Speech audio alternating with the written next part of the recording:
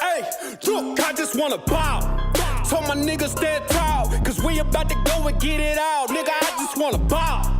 Look at them 20s while they crawl. I've been praying that my enemies fall. Nigga, I just wanna bow. And I hope you bow too. And that be why I gotta keep it true. Nigga, I just wanna bow. Just give me what I'm due. Let my enemies see the living proof, Lord. I just wanna bow. Trying to build my own city, homie. Enough room to put my niggas on it. Just start a couple business on it. Fuck any heathen never shitted on me. Yeah. Public housing we done lived through. Trying to put that in my rear view. Gold roads, what I still do. I can see the picture with a clear view. Gotta separate the snakes. And all you fuck niggas that's gon' hate. Daily pray to God don't catch another case. But that's a small risk that I feel I gotta take. Only certain niggas, they gon' feel this. Still deliver verses on that real shit. If I get a couple million, I'ma bust this shit down with these children. I just wanna bow. Told my niggas stand tall, cause we about to go and get it out. Nigga, I just wanna bow. Look at them 20s while they crawl. I've been praying that my enemies fall. Nigga, I just wanna bow. And I hope you bow too. And that be why I gotta keep it true. Nigga, I just wanna bow. Just give me what I'm due. Let my enemies see the living proof, Lord. I just wanna bow. Don't get up out of bounds, homie. Got killers with them rounds on them. Look like I'm fed from the drum. Look, don't make me make the reaper rain down on them. I can give a fuck if you rock blue. And I was Sue Whoop from the Fruittown crew. Cops still shoot us every time we move. They hate you, nigga, like they hate me too. Just know that brotherhood is a weapon. Build another zone, get protected. Too many sisters in the city been molested. Now I'm stacking soldiers off the block like it's Tetris. Woo. Know that truth, it give you chills, don't it? Steady ringing in your ears, won't it? If I'm blessed to make a meal, I'ma bust that shit down with my real homies. I just wanna bow. Told my niggas stand tall, cause we about to go and get it out. Nigga, I just wanna bow. Look at them 20s while they crawl. I've been praying that my enemies fall. Nigga, I just wanna bow. And I hope you bow too. And that be why I gotta keep it true. Nigga, I just wanna bow. Just give me what I'm due. Let my enemies see the living proof, Lord. I just wanna bow. Yeah. To all them children that grew up with parents strung out on drugs. Yeah. I just wanna bow. Hope you do too. And I hope you do too. Yeah. Man, to the brother that had a real and she left him for whatever reason. Yeah. I just wanna bow. I hope you do too. And to the sister, you know what I'm saying, that had that nigga leave him. Yeah. Nigga, I just wanna bow. To my niggas that's locked up. I hope you do too. Man, I hope you niggas see the light of day. Yeah, I just wanna bow. Yeah, I just wanna bow. Young, I don't make this beat. Yeah, you already know what time it is, you understand? UPK, One West of the Command Junior High to all my brothers, we rollin' through, you understand? Cause these niggas weak, these niggas don't know what to do. You see these soldiers.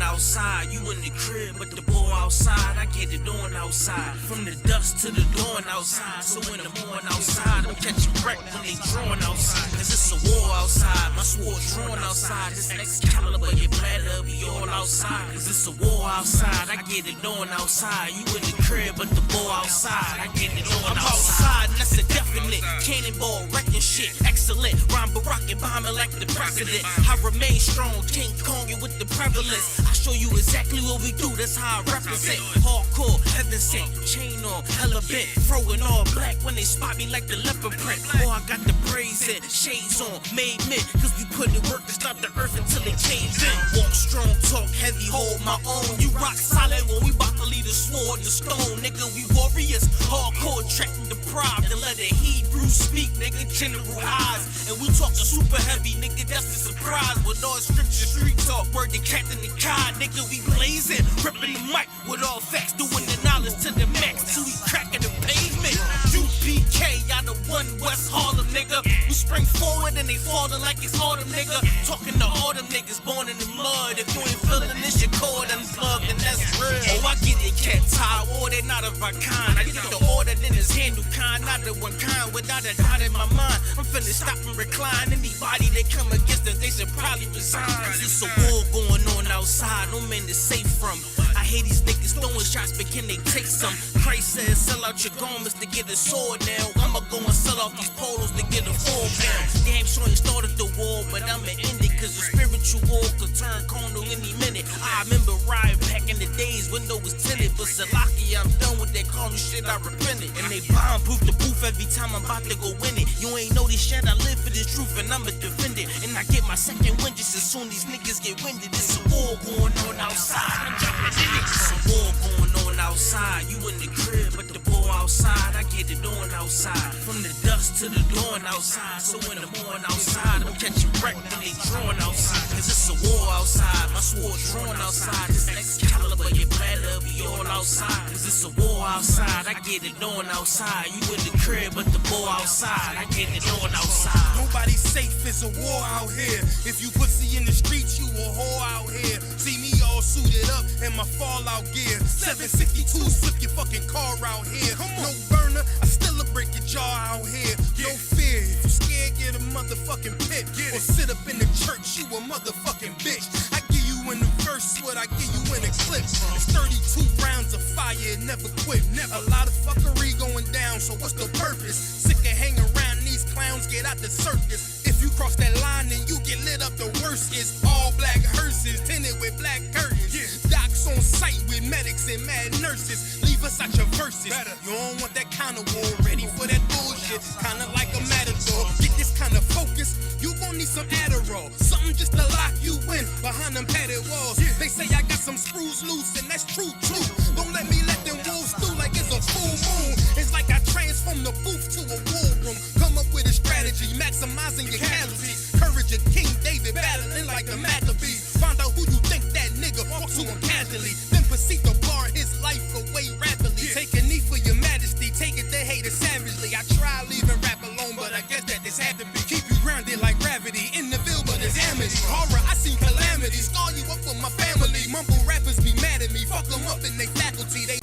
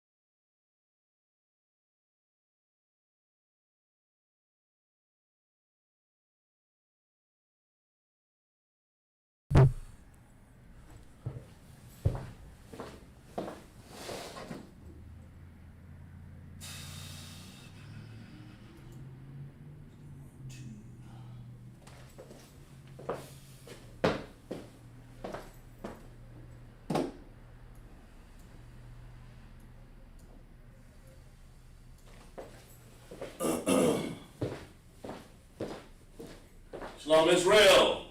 This is ISUPK. I'm Officer Kazak Shapar out of South Carolina. Here teaching the LASHAWAN QADASAH class. We're the ISUPK, start off 1 West 125th Street, Harlem, New York. Under Commanding General Yohana, where we teach blacks, Hispanics, and Native Indians, makeup, and R&B, the 12 tribe of Israel. We're not affiliated with any other Israelite group. In fact, if you're not in the ISUPK, you're not in the truth. You're wasting your time. Blacks, Hispanics, and Native Indians, get in this truth. Find out where you are. Find out who you are. Tonight's class, we got a little kind of interesting. We're going to talk about stolen goods, how they stole the vessels of the temple, who stole them. We don't get in too much depth, but we're just going to start to teach a little bit about the number. We're going to kind of, the number of the of the goods that they've taken. We're going to use the LASHAWAN QADASAH and talk about how to count and understand how much they took from us. They took, first of all, they took us. Then they took our goods out of the temple. And that's what we hear. And we teach in ISUPK that you're black. If you're black, Hispanic, and Native Indians, you know, we use the King James Version of the Bible. In this particular book that I got a few years ago, this one has the Apocrypha already written in it. We only teach out of the King James Version of the Bible because it's the only authorized version in which you should teach. And before the Catholic Church took out the Apocrypha, this, let's see, here it is right here, see? The Apocrypha, right there. Oops. If you can see it. This Apocrypha was in this Bible. It's a 1611 King James Version. That's the book that we use. If you're using another book, you know, you might as well get rid of it. Use it for some other burn use or whatever. But we find a 1611 or a version of the King James Version of the Bible. Authentic, not a replica, not New King James Version, the King James Version of the Bible. King James was a brother. He was one of us. And he he translated and this language that we can, so that we can go and teach other people out of the King James Version of the Bible. Now you can use also an Apocrypha to go along with the other version of the Bible that you use. And here we teach people about LASHAWAN QADASAH. We teach you who you are. We teach you where you come from. LASHAWAN, the language of our people. LASHAWAN is tongue. While we wait for people to check in, I kind of like to start just a couple minutes early because I want to make sure we get all the information in. LASHAWAN QADASAH. That's means holy language. You write Hebrew from right to left. It's holy tongue, I'm sorry. Holy tongue. LASHAWAN means tongue. Language is another word. QADASAH, LASHAWAN. We may write it from left to right because we're in English. But it's actually, when you get in Hebrew, it's actually written from right to left. Like right here, LASHAWAN. LASHAWAN. Now we have, here it is again. That's QADASAH, and this is LASHAWAN. So, in Hebrew, we have two understandings because we were in captivity. We're going to talk a little bit about that when we were in captivity in Persia and also in Babylon also. Them the rascals, the evil people that took away our heritage from us. I mean, you know, they stole us, stole our, you might as well say they took our words. We did, they took our vessels, took our word, and we did a lot of rebuilding since then out of the Bible. But the most thing that we're going to talk about is Ezra and Exodus, Jeremiah, Daniel, what do you say? Because Daniel was in captivity in Babylon. Also, he witnessed the stealing of the vessels. Jeremiah understood the stealing of the vessels. So, that were taken out of Jerusalem. Let's see. So that's what we the class that we'll talk a little bit about. It's locked for a second. We'll talk a little bit. Okay, good. We'll talk a little bit of. Okay. We'll talk a little bit about the vessels and how they were stolen. Okay. So let me make some adjustments here. Okay, there we go. Good. All right. We'll talk a little bit about the language and where it came from because we teach LASHAWAN QADASAH in Paleo. And we also teach it in Assyrian.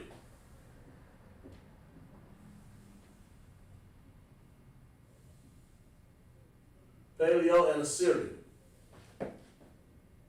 Okay? And it's just so happened to be tonight's class we'll talk about in Babylon and Assyria, the Medes and the Persians. We're going to talk about the king of Persia. We'll talk about Nebuchadnezzar a little bit. These are the people that did some things against us. Of course, all the nations did things against us. We'll talk about a little bit. Where's our gold, man? Like this gold chain I got right here. Right there. Where are our knives and forks? Where's our silver? I mean, they carried out of Jerusalem basins, baskets, baths, oh man, chargers, and so many vessels out of there. I think it was over 5,000 or so. But that's just the tip of the iceberg, out of what we had stolen from us. But here in LASHAWAN QADASAH class, we'll attempt to, we get into some of this, we get into a lot of the understanding of the breakdown of the words that were used back then, like King Cyrus, King of Persia, Nebuchadnezzar, and what happened. So as we, you guys get in class, make sure you get your name down. The young troopers and the young sisters, if you want to get in class, if you're Black, Hispanic, and Native Indians, you're welcome to join our class and to get your name so you can be part of the ISUPK. We started off in 1969. The Spirit of the Most High put on us, Commander General Han and all the generals and all of the teachers, and brought it all the way down to somebody simple like me, somebody off the street, somebody that want to understand our language. So there's no excuse not to be an ISUPK. This is part of the breakdown. That's who we are. We're part of the 12 tribes of Israel. We talked about that, I think, a little bit last week. We'll get into the number system a little bit more this week because we're going to name a lot of the vessels and a lot of things that we did.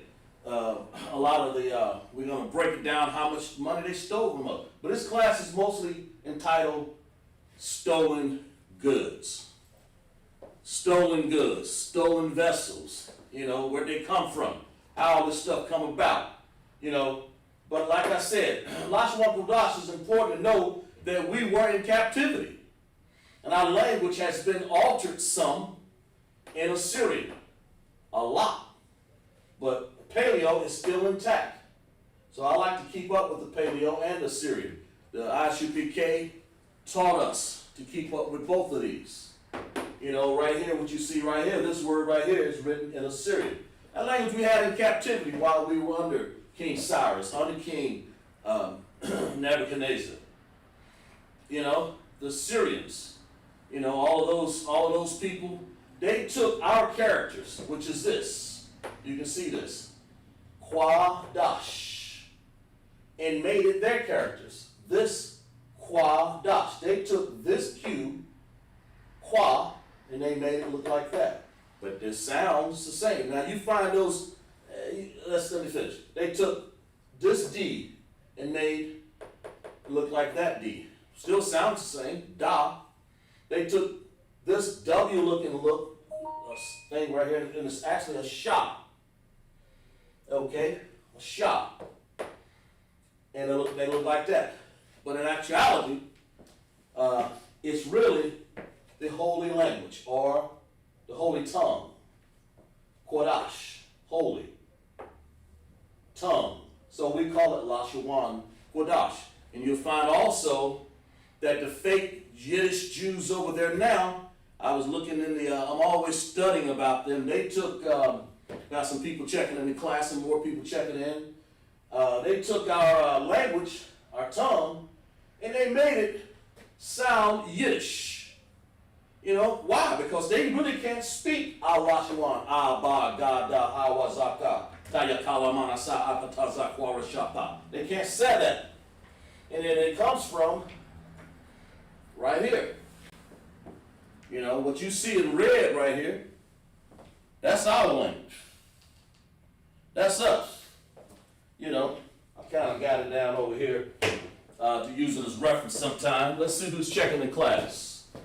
We have Shar, All right. Officer Shar, one of our LASHAWAN QADASAH teachers. You know, Officer Shar, we got him in class. We got a few other sisters and brothers. They took our language and said, the hell with us, but that's okay. The Most High kept it intact. We keep our paleo. We keep our Syrian. In other words, before I get into class, we'll get a little bit into it right here. You know, say like right here. Like in other words, we say something like this. Ah. That's what the paleo symbol is for ah. You see? Now over here, in the Assyrian, they took the same thing and made it look like this. Like that. They kept ah, but the fake Yiddish people, they'll go there and put a couple dots under there, some hellacious stuff under there. Because they don't say ah, they say ah. Something crazy. Because they can't and won't, either can or won't, I think it's can't. They can't pronounce our words, so they speak a whole other language. They speak German. We talked about that class, I think it was a couple weeks ago. We were off last week for a few modifications. Slocky. And they can't speak our language. So this symbol here, ah, they have to say ah. They use what the Assyrians kept us in captivity right here. They use this and say ash. But there's actually ah. Okay, I'm just gonna give you a note. You know, we'll just go down this a little bit before we get into the stolen vessels here in class.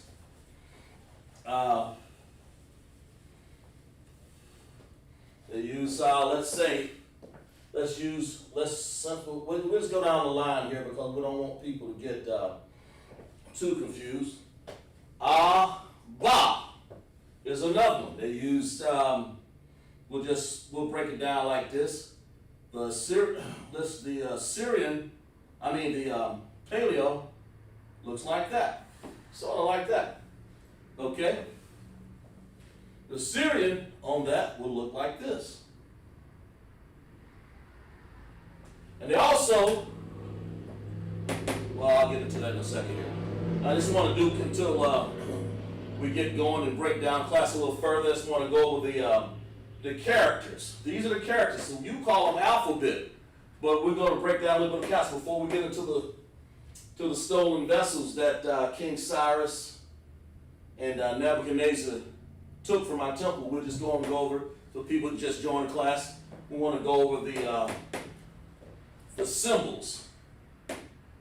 What that means? That is a B in our language. Ba. Not ba. And they would use a symbol looking like this in the Yiddish over there. The fake Jews over there, you know, you find that in Revelation. I believe it's 2 and 9.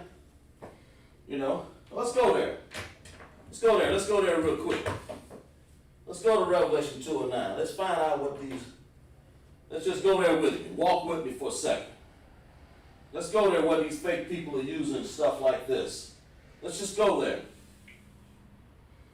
So now let's take the time to go there. Since we got a little time, I want to start just a little early, like I said. Let's go to Revelation 2, I believe it's 9.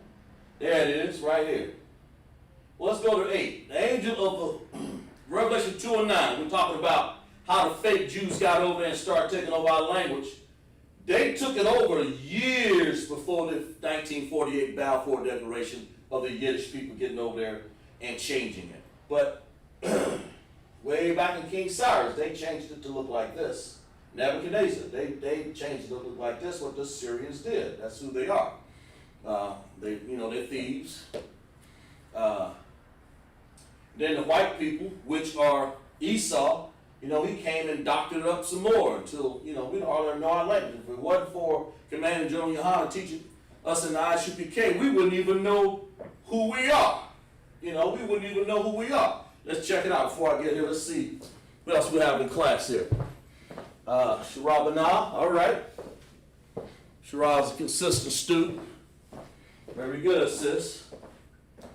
I'll write your name down here. Sharab. Okay. Yeah.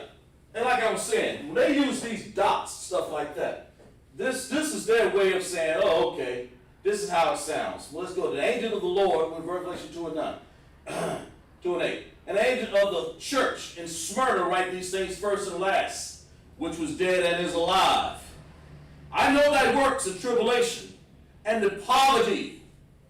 See, we had tribulation. That's what we're going to talk about tonight. When you steal our goods and vessels and still us, you can't be more tribulation than that. That's why the Most High is coming back to salvage blacks, Hispanics, and natives. Another class. Salvation is another class. We'll talk about what they did to us, what they stole from us, okay? I know thy works in tribulation and poverty, but thou art rich. Now, they've got a stark contrast. I'm saying things stolen from us. We're rich, though. Not only are we rich in our language, we're rich in our knowledge, we're rich in all of the Most High. He owns the cattle above 1,000 hills. It's us who he's going to restore the kingdom back to. So we're rich. We don't even know it. But this right here, but thou art rich. And I know the blasphemy, the blasphemy of the people who did this. This language right here. The blasphemy of these symbols, the blasphemy of the people who put this Yiddish down here.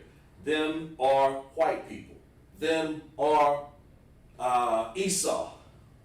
Those are Edomites. They did this. They doctored it up, doctored the symbols from Babylon and Cyrus, Persia, and said, I'll make it sound like this. 1948 Balfour Declaration, because I don't know what I'm talking about. I don't know what I'm doing, so I'll just say, those are the Jews. So this Ba, instead of it looking like this, we're going to make it. We're going to adopt what the Syrians took. They didn't adopt this. So that would give us away. Then they know who was in. By the way, we can't pronounce Ba, so we say bah. like a sheep. Bah, like that. All kinds of foolishness, because if they were to pronounce our language correctly, we would know who we are. We would know who our symbols are. Like the people. They did all the precautions they did to make sure that we ain't the people of the Bible. But the Bible says this right here. The Most High says, but thou art rich. And I know that it says, I know thy works of tribulation and poverty. Who else is in poverty in the United States right now? The blacks, Hispanics, Native Indians. I don't know on this earth. Earth given to the hand of the wicked, Job 9:24, the Bible says. So how is this not talking about the poverty of the Most High, what you would call God's people? Yahweh, Bashem Yahweh Shai, in the name of Christ. How is this not talking about us? Man, we're impoverished. But thou art rich, and I know the blasphemy of them that say they are Jews. Who's walking around here talking about they're Jews? The people who did these little dots right here and took the Syrian of the LASHAWAN Kodash and went around and saying, instead of saying Ba, Ah, Ba, Ga, Da. Simple as that. There's only two vowels, Ah and I. Not Ah. Ain't no ad here, and that's how they pronounce it. You check it out sometime. But that's what I surmise off of those dots that I've done. I mean, I can get into more detail on that, but this is not the class. I'll break the class down where we can show the symbols and what they actually mean and how they get their sounds. Because they have more they can take. They can make this sound 3 different ways. Why? Because it's not their language. They had to doctor up their language. Blasphemy. This is holy. You take something holy and you doctor it up with these dots, blasphemy. Well, let's finish reading. I know the blasphemy of them which say they are Jews. That's the Yiddish people. And are not. And the Bible goes on to tell you who they really are. But they are the synagogue of who? Somebody in the audience right there in our class tonight, type out who is this talking about. Who did this? But they are the synagogue of what? What does it? But they are the synagogue of who? People just starting off. I know everybody knows this. Type it out anyway. Let's make sure we get a general consensus of this devil that did this. But they're the synagogue of who? I mean, who would actually go and steal somebody's language? Who would do that? Let's see, what's Salaki? Shirah said Satan. That's exactly right. That's Sister Hand. That's exactly right. That's what the Bible says. And that's supposed to, if you follow along, you'll see that answer in there. She said Satan because that's who it is. Synagogue of Satan. That's these people. They did this language. They took these dots and made it unholy. You know, it's actually Ba, the purest language in the state. Until the Most High gets back here and change all of this, it will be this way until we can change. All we got to do is separate from Israel. Badalka, which is another word, which is another time. But let's get a little bit deeper into class right here. Just want to let you know, for people who starting off, who don't know, I'm not going to get too much into the characters too much. Let's get into a class just a little bit here. We'll be talking about stolen goods. I mean, that word, ganal, stolen. Let's go here a little bit. Let's go to Ezra 1:7. Let's find out what they're talking about here. Time when they did this. Let's go ahead and see what's going on. Ezra 1:7. Yeah. Ezra 1:7. It said King Cyrus. Now he was like, when you had Esther on the scene, Cyrus, that was a king on the scene. He was king of Persia. Persia is a place where you have, who's living there now? You remember you had the Medes and the Persians. The Medes lived north of Iran. Now Iraq is a place where Saddam Hussein, the one that they killed, But Iran, you have that big old nation right there. And the Medes and the Persians got together and overthrew King Nebuchadnezzar. That's really the history of it. I don't get into too much more detail other than that because I want to describe the LASHAWAN QADASAH and what they stole, and I'll tell you about that. But listen what King Cyrus said right here. Ezra, chapter 1, verse 7.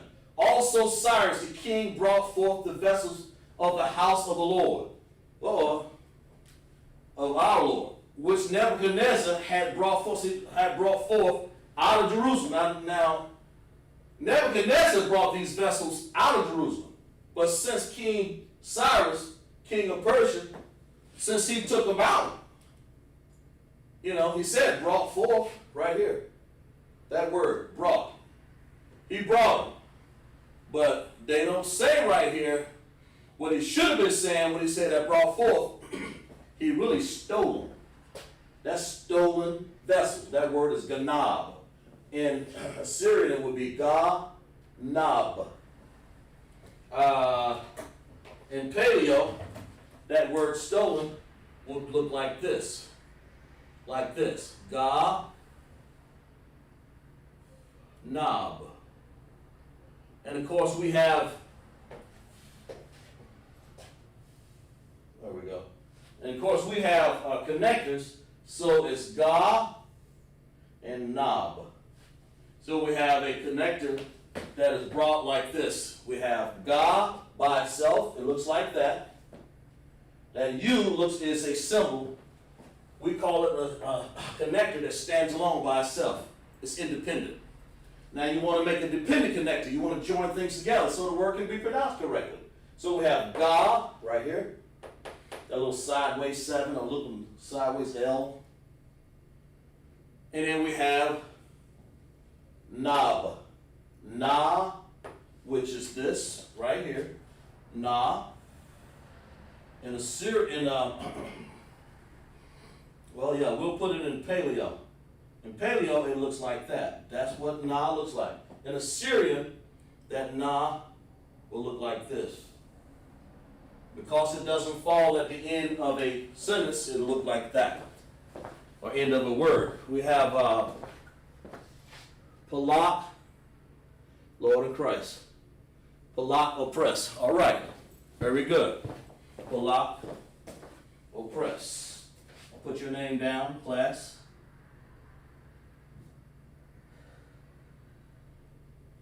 All right. You know, that's what the Na really looks like right there. Kind of like understanding these words here, Na. Okay? So you won't have no misconstruing of what they look like, what they should look like. Okay. Gana, brought. Let's finish reading here. Let's go back to Ezra. It said, also Cyrus the king brought forth the vessels out of the house of the Lord, which Nebuchadnezzar had brought forth out of Jerusalem. Now, what are you doing bringing forth stuff out of Jerusalem? Why do you do that? Why are you bringing stuff out of Jerusalem? Well, let's see what it says. And had put them in the house of his gods. Excuse me. So what is going on here? What is King Cyrus, and Nebuchadnezzar, who brought him forth first, because that's what this said. It says, which Nebuchadnezzar had brought forth out of Jerusalem. Also Cyrus the king brought forth the vessel. When they say brought forth, you might as well say they stole. And that's what we're talking about tonight. Stolen vessels. Stolen goods. Stolen. The word is ganab. So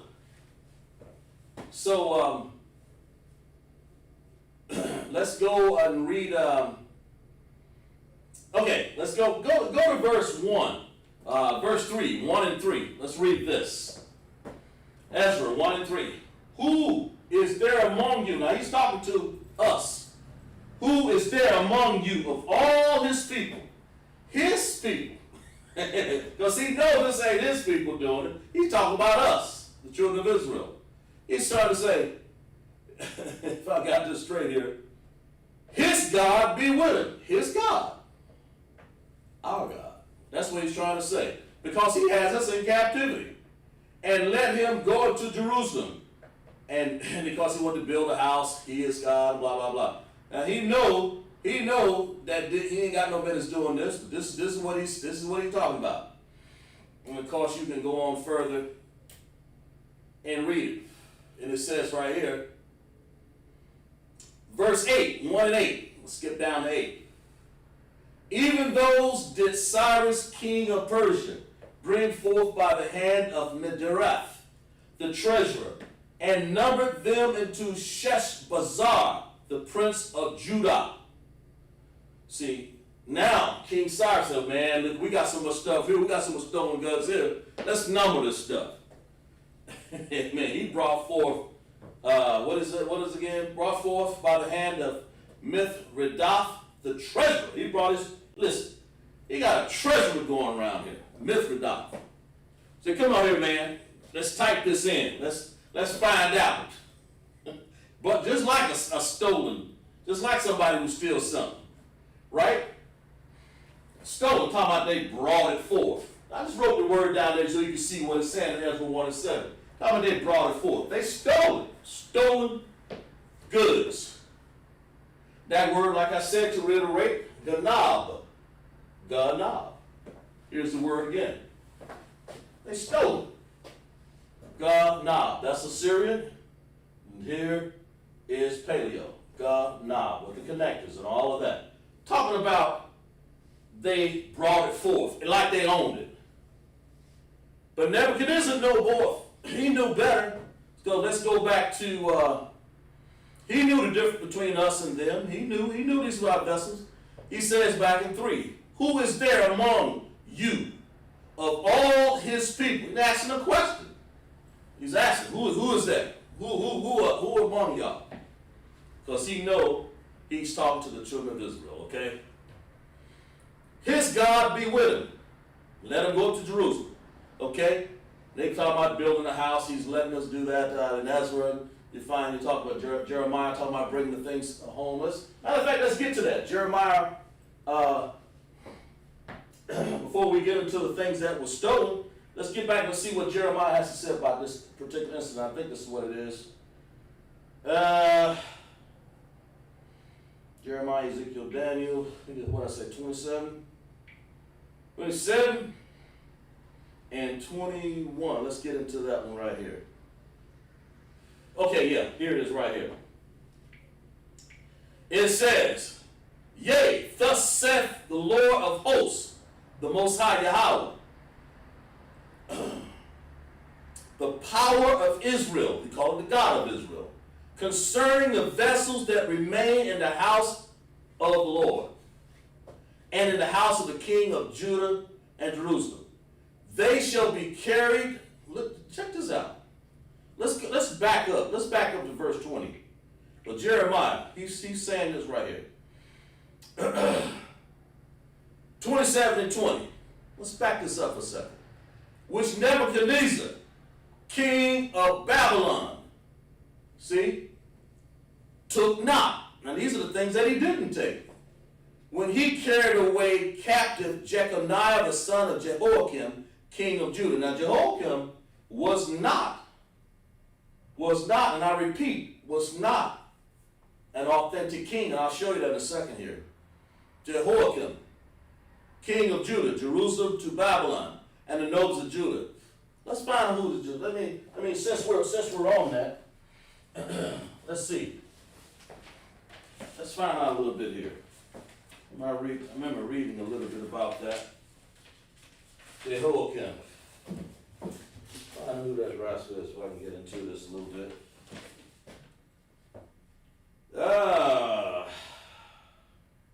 Yeah, here it is right here. Jehoiakim. Let's go to 2 Chronicles 36 and 4. Let's go there. Let's find out who Jeremiah is talking about, this Jehoiakim right guy. 2 Chronicles. Yep. 2 Chronicles, what did I say? 36 and 4. All right. Let's check this out right here.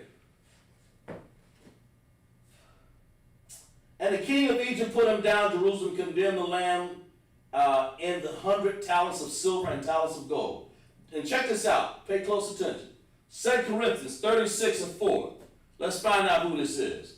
And the king of Egypt made Elikam, his brother, over Judah and Jerusalem. See, we're in captivity, man. So much in captivity. Look who the kings they put up against. Look at the king they put in places of who. That's why you don't vote. I didn't vote for these people. I'm sure our people did. But check this out. Check this out. Look, check this out right here. The king of Egypt. You know, that's Ham. Egypt? It's Mizraim. That's Ham. The king of Egypt made Elikam, his brother, king over Judah and Jerusalem, and turned his name to Jehoiakim. Let's go back to Jeremiah 27 and 21. We just got through reading. That wasn't even the real king of Egypt, a king of Jerusalem. He was a Hamite. And Necho took Jehoiakim, his brother, and carried him to Egypt. Jehoiakim was 20 years old, blah, blah, blah. We'll read about that a little later when I get into a little bit about Jehoiakim and all of those. Let's see who's checked in the class. Ashan. All right. Dennisville. Good. Ashan. All right. Trooper Ashan. One of our upcoming brothers practice getting himself together there. Taking his time. We have Trooper Ashan. Okay. Y'all pay attention to here in class. We'll get you involved here a little bit further. We'll pay attention to this right here. Let's go back and read this again. Jehoiakim, to show you that we've been in captivity. Before I get into these stolen goods, to show you why. I mean, this is how things can happen. They still, King of Persia was simply just stealing stuff that Babylon, or bringing stuff out, or stealing it, that the king of Babylon has already stolen the vessels. So he says, shoot, these mine, man, to, the spoils of the war. So, but let's find out who King Jehoiakim is. The king of Egypt made Eliakim, his brother, king of Judah and Jerusalem, and turned his name to Jehoiakim. And Necho took Jehoahaz, his brother, and carried him to Egypt. So here's an African king sitting up here. Lord have mercy. Look at us. Let's see who else checking in class. Wow. Yaila Amawad. All right. Got Sister Yaila, we saw down here for one of the feasts. And Truth Amawad. Yaila Amawad. Okay. Now, let's go back to Jeremiah 27. Let's find out. Let's read that again. It's made hard to believe that we let these people do this, but this is how they can steal our goods. So we so confused sitting up here. We sitting up here, don't even know who we are. Well, let's go to Jeremiah 27:21. Let's go back there again. Let's find out. Let's substantiate what we were doing. 27, a reading about this king. Show you. 27:21. 27:20. Which Nebuchadnezzar, king of Babylon, took not. Now these are some goods and things that he didn't take. And when he carried away captive Jeconiah, the son of Jehoiakim, that's his son. Because after Jehoiakim, which is an evil king, he was a Hamite. How could he be anything else but that? And Judah, from Jerusalem to Babylon. That's what Nebuchadnezzar was, okay? And the nobles of Judah and Jerusalem. Yea, thus saith the, verse 21.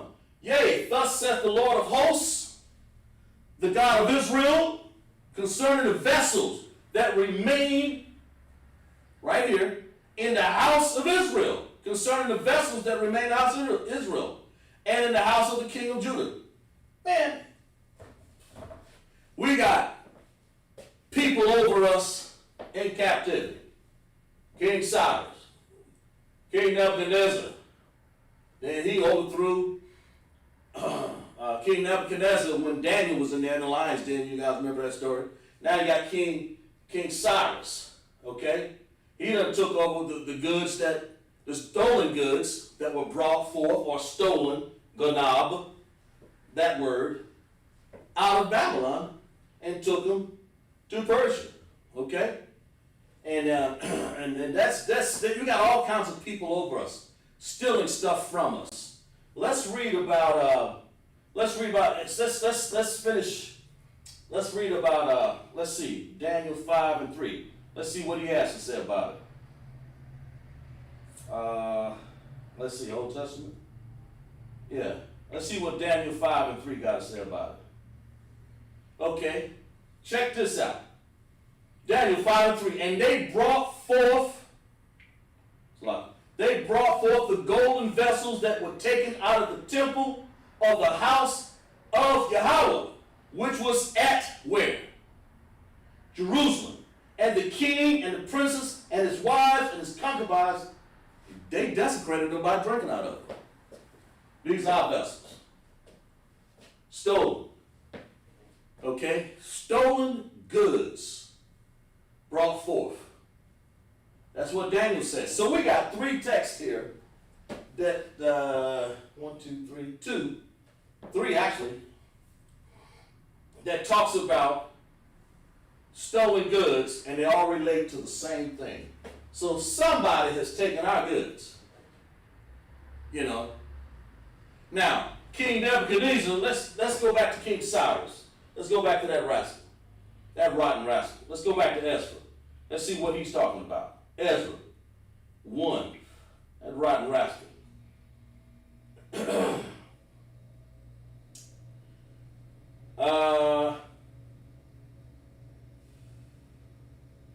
Yeah. Check this out.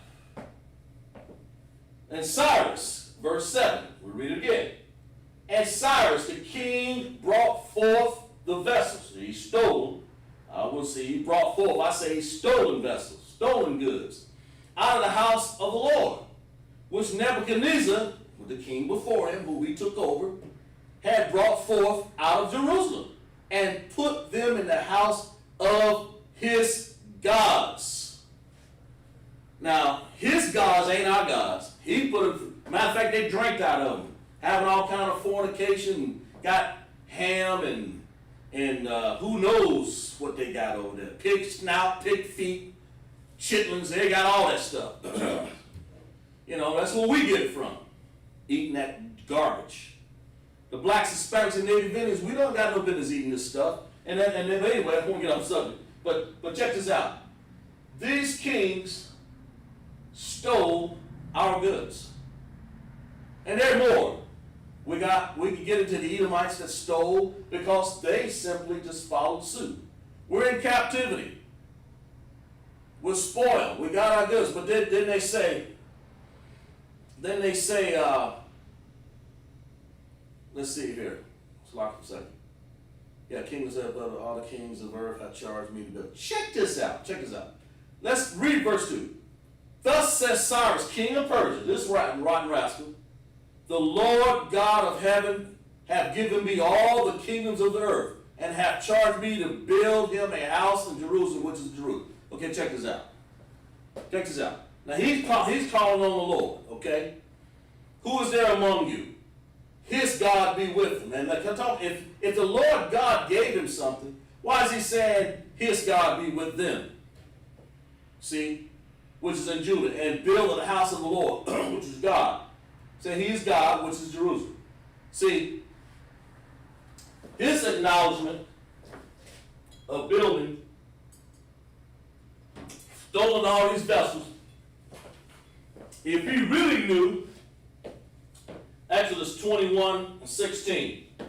Let's go there. Let's see what the Lord talks about. Stealing.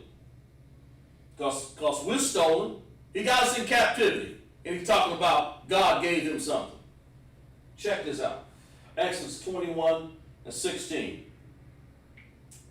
Let's see what it says. And he that stealeth a man, or ganab, and he that stealeth a man, and selleth him. Oh, that's what we were. That means we slaves. You know, they stealing us. They had us in captivity everywhere. All even here. Or if he be found in his hand, he shall surely be put to death. How come he didn't read that? You know why King Cyrus didn't put this in his little writings here? Because he's not one of us. King Cyrus, King Nebuchadnezzar, they're not our people. You know, those are Persians and Africans. Even Jehoiakim was an African. What are you doing there? Because we opened up our temple and allowed ourselves to be captive because we didn't obey the commandments of the Most High. That's the biggest thing. That's the hardest part for us to believe, but that's really what happened. Let's find out here. Who else? Okay, good. When you open up your house and let the thief to come in, open up your house and let the thief come in, this is what happened. So let's look at it. Let's go down here. Let's find out. We'll do a little background. Let's find out let's find out what they took. Man, you're gonna be, I want y'all to tell me what you think about this. Let's find a little bit about what they took. Out of, let's stay in Ezra. Let's find out the price of some of this stuff that they took. Let's go back. Since you know you're not supposed to steal a man, you're not supposed to steal our goods, they did. Okay? Ezra, let's go back there. Ezra, first chapter here. Let's go, let's find out.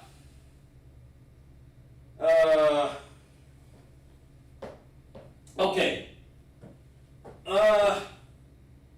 Verse 8, let's read that again. Even those did Cyrus, king of Persia, bring forth of the hand of Mithrath, the treasurer. They got a treasurer, and numbered them to Sheshbazzar.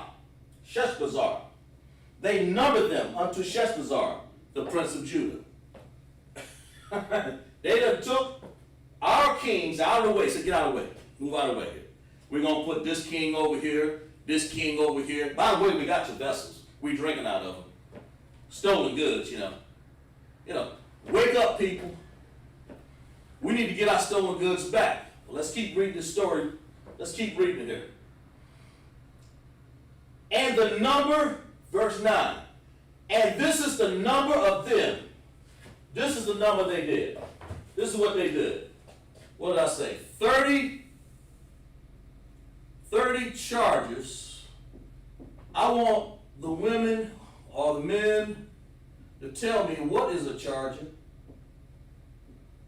I know y'all women know. 30 charges of what?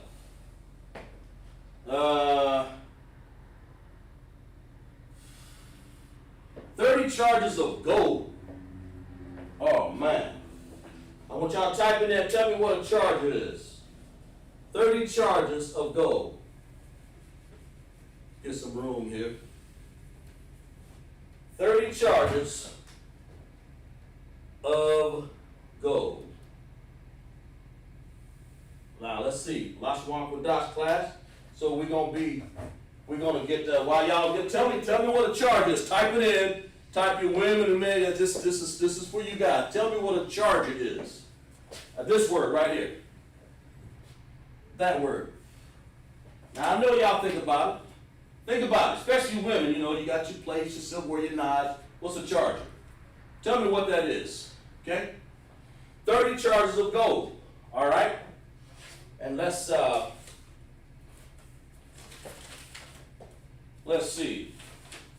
Let's see, the word for charger is agaratal.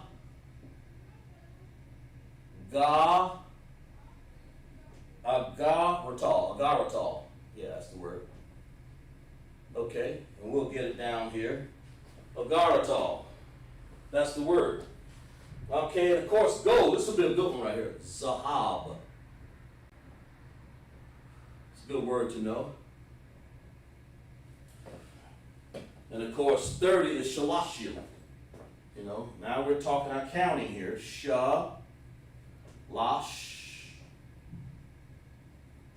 Yum.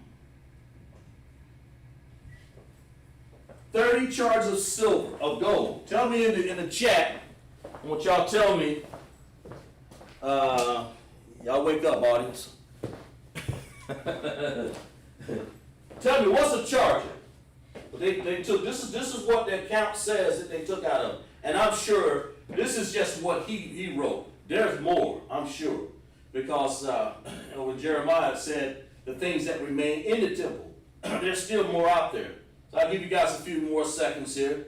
Tell me, what is a charger? Agaratal. What is that? What is a charger? Tell me what that is. Okay?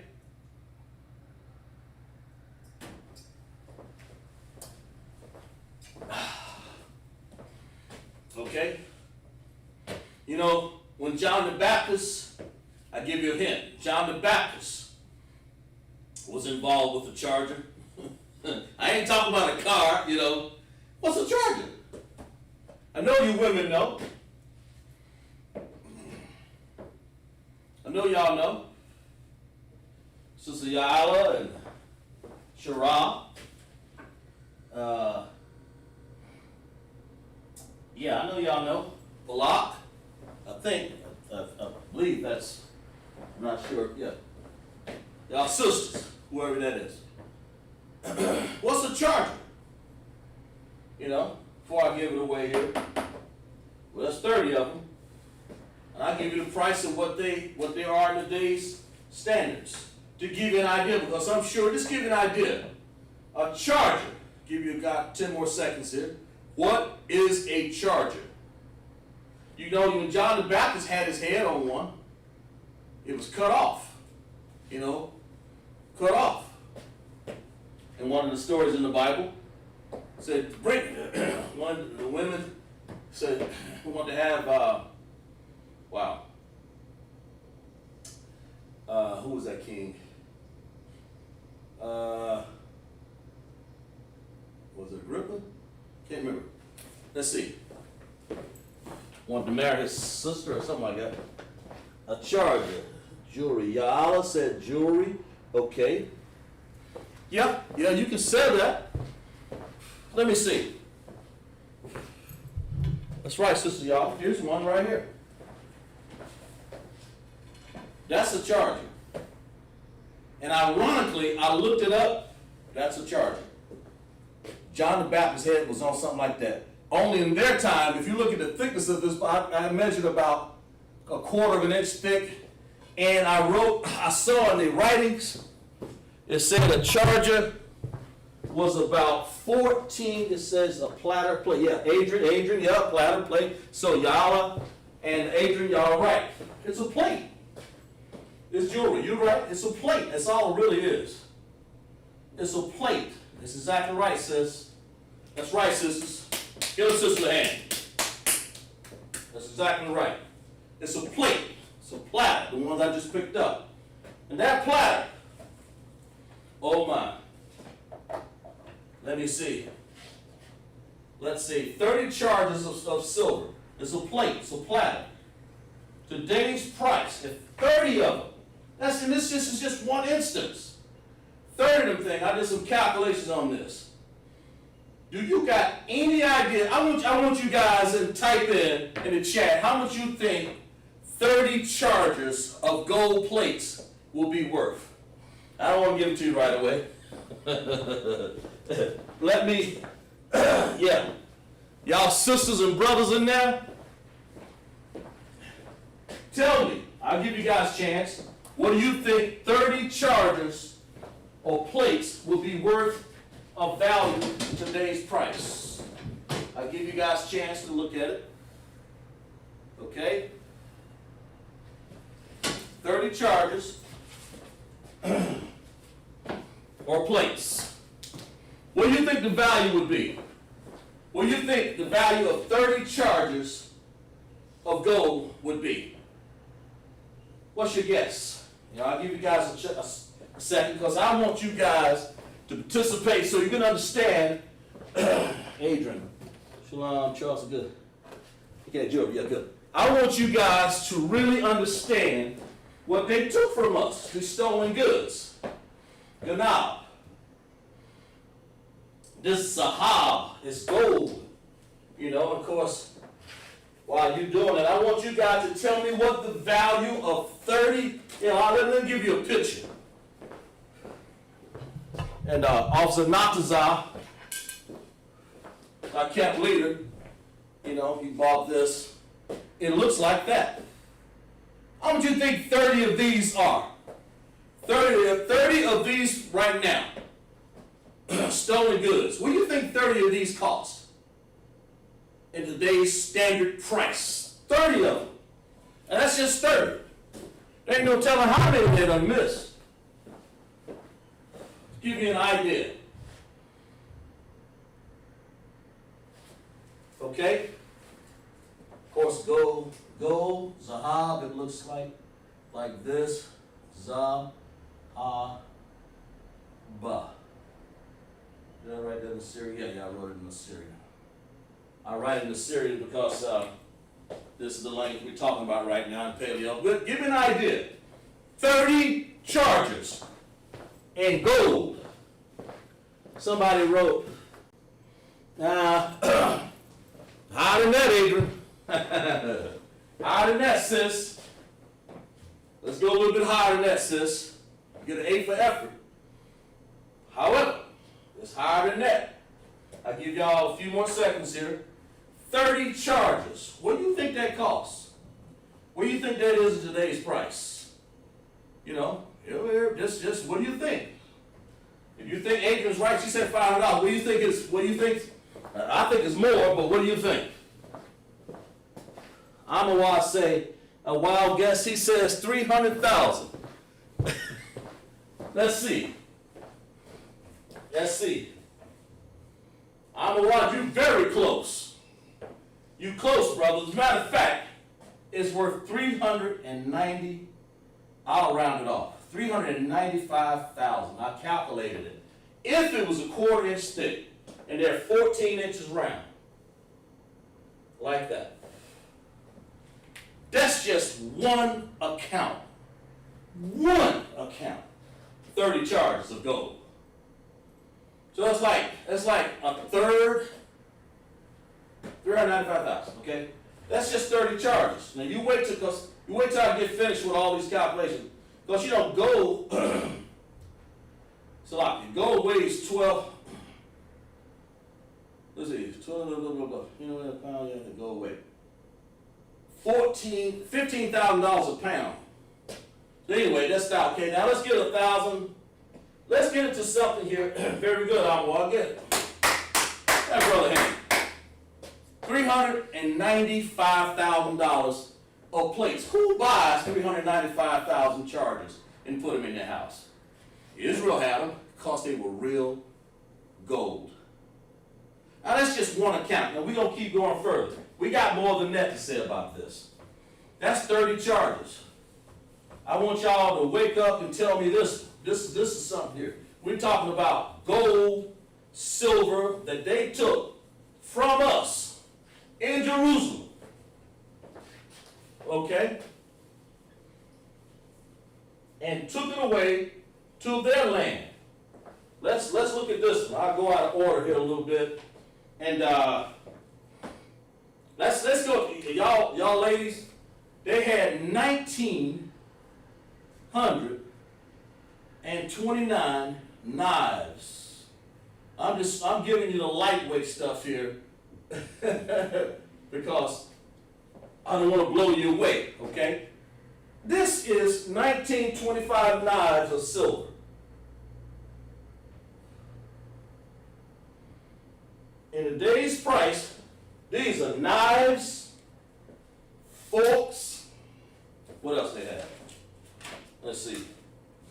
Knives, forks, spoons, or whatever. Knives and forks. That's what they use. Of course, they use them and desecrated them. They probably melted some of them down. Some of them are probably all stuffed in the Vatican somewhere. Who knows?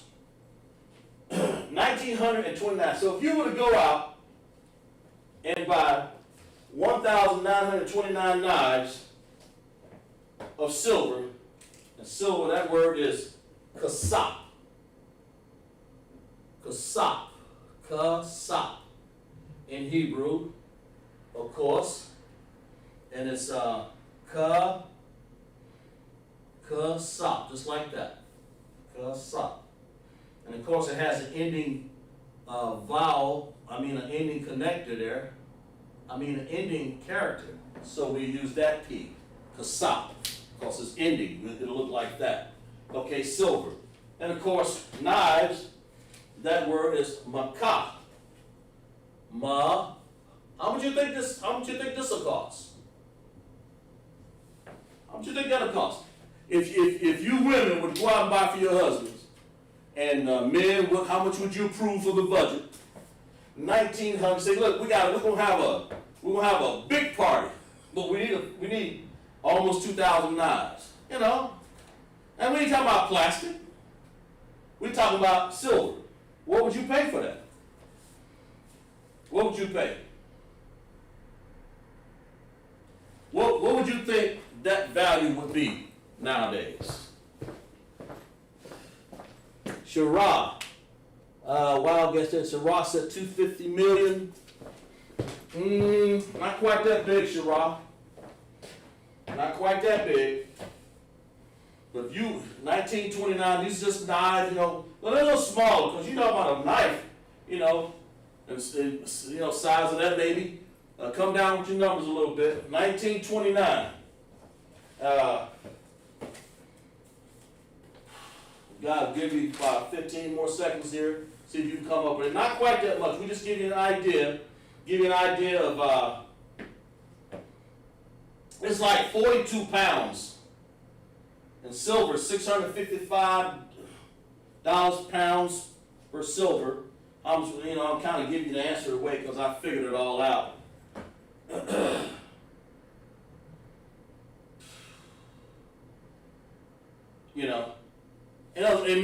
Imagine, I'll give you guys a few more seconds. Imagine coming home and saying, honey, tell your husband, I done bought, like you told me, 1929, and here's the figure. Here's how much it costs.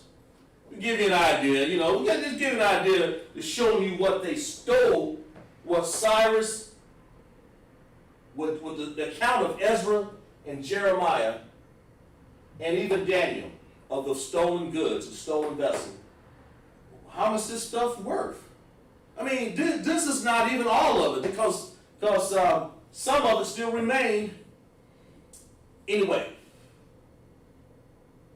these kings took this, they wiped out as much as they can, because when I get finished, you're going to see it's the numbers is astounding. I'm just giving you some small excerpts of what some of this stuff costs. So let's see who's got in the chat over here.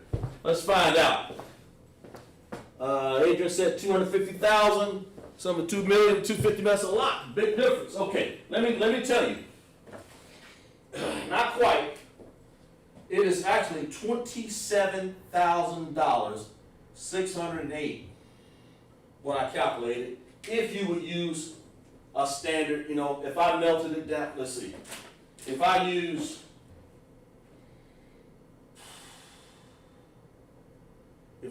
the knives, and I got the pounds, and I got what how much they would weigh, more or less, $27,000. Who would go and buy $27,000 of knives and forks? That's just one instance. That's just one occasion. So that's just giving you an idea of the magnitude of the treasure so far. All right? Let's just give you an idea. Let's get into this one right here. Let's give you an idea of what's in front of us. $27,000 of knives. Who in the world buy that? Because that's how much that's worth. That's real silver. Silver nowadays is about, 20-some dollars a pound. That's how much they have. Okay, let's finish going on here. Let's go to, oh my goodness. This is a big number here. Oh my God. Let's go back to that 30 again. 30 basins. Now we get a little bigger here. Of Zahab, gold. 30 basins of gold. Like I said again, that word is Zahab. Now, let me give you an idea so you guys can give an idea, give you abreast of what a basin is. A basin, let me see, what did I do here? The volume of a basin is worth about 40 baths, or about 880 liters, or about 230 gallons. Okay, it's like what a woman needs to take a bath. There are 40 of them. These are the basins that they fill up. Okay, and I got some diameters here, and some different things I got set in Chronicles, and just some different measurements. Like And of course, a bath times 10 is equal to a homer. That's a homer. And I don't get too depth with this, I just let you know that, what do you think 30 bases of gold, 230 gallons, what comes out to be 6,900 gallons? That's just gallons, okay? Oh my God. 57,587 pounds of gold would be worth. Tell me that number. See if y'all come up with this one. I'll be shocked if you do. Oh my goodness. 30 basins. Now we ain't even finished. We're just telling you the gold and the day's price of what that's worth. And they had a lot more missing than that. See if y'all can calculate that. All the sisters and brothers, Shah, Shar, all y'all. 30 basins of gold, okay? Let's see the word for basin. Let's get into some Hebrew here. The word for basin is kapawah. Ka, pa, war. Okay, kapawah. 30 basins of gold, which was 230 gallons per gallon for one basin. They give you an idea, 6,900 gallons. How much would you think that'd be worth? Today's price. What did I say? Basins. Kapawar. So it looks like this in Hebrew. Ka, pa. This is Assyrian, of course. Wa. All right. That's Assyrian for that word, and the zahab is gold. Y'all, I'm waiting for y'all answer over there. Okay, and then we got gold, of course, zahab. Zahab, I'm sorry. Zahab.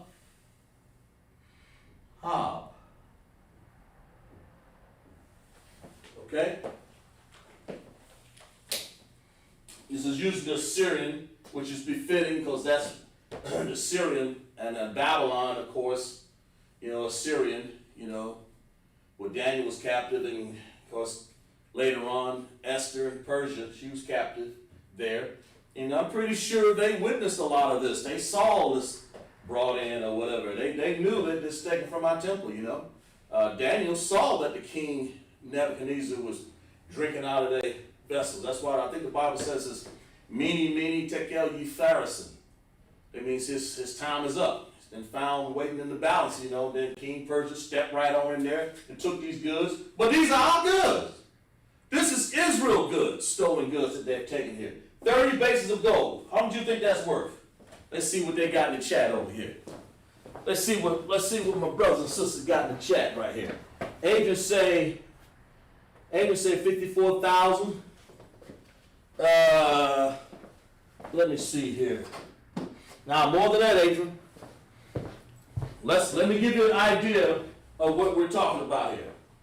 A basin. If a woman, you know, takes a bath, and that's 230 gallons, and basin looking like that, let me give you an idea.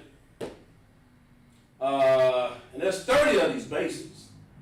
This is 6,900 gallons. I mean, this is the what was that guy named Mizrath or whatever his name? He's the accountant that King Cyrus came to say, look here, man, keep account of all this. Because one of these days, a guy named QADASAH will come down here and try to figure it out. Nah, just joking. But check this out. You fill up a tub, you know, and you pour some gallon jugs in this tub, 230 of them. You know, this is a basin. You know, they had all kinds of size basins too, and size platters, but most platters are 14 inches, basins, you know, 230 gallons. Let's give you an idea of how much money is 30 bases of gold. We guys give you another few seconds here. 30 bases of gold is worth how much in today's price?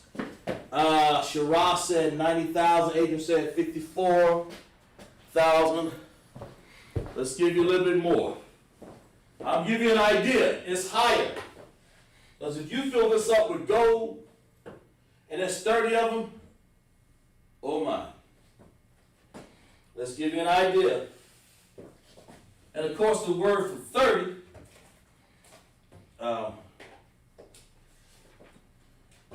let's see, shalashim, there you go. Got my mind on so many things here. Should I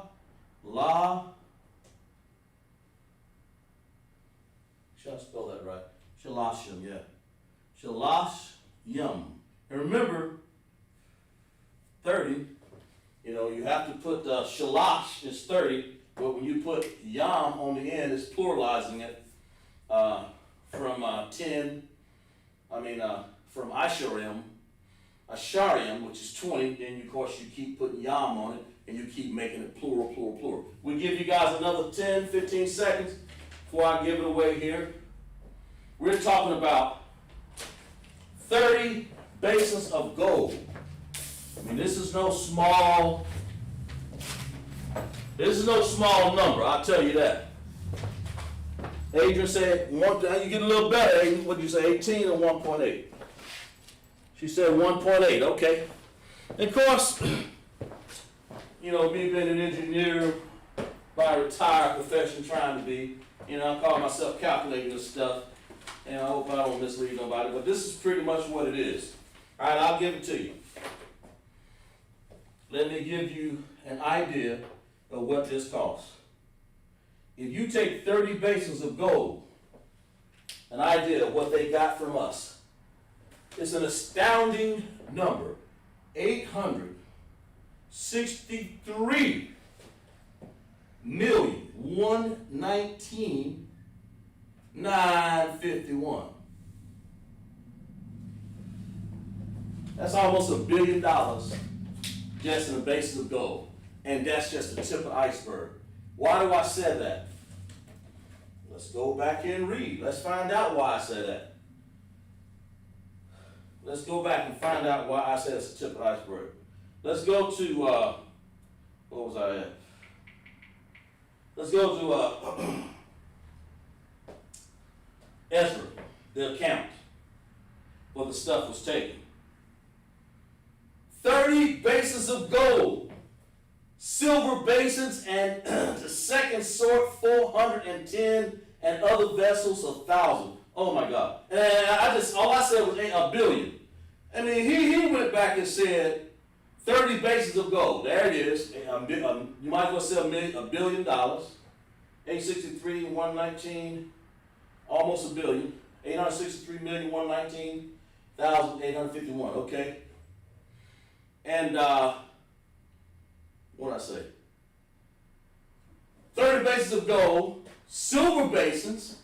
Now there's some silver in there too, okay? A second sort, 410, and other vessels of 1,000. I ain't got time. I can't count all of that. But trust me, we probably into the 4 or 5 billion by now. Okay, and then here's the one that'll top it all off. Read verse 11. All the vessels of gold, zahab. All the vessels of zahab and kasap. That's silver. All the vessels of gold and silver, zahab and kasap, were 5,400. Oh my goodness. 5,400. Those are just more vessels. So let's just say that these basins were full. Let me let that sink in for a second. Slap for a second.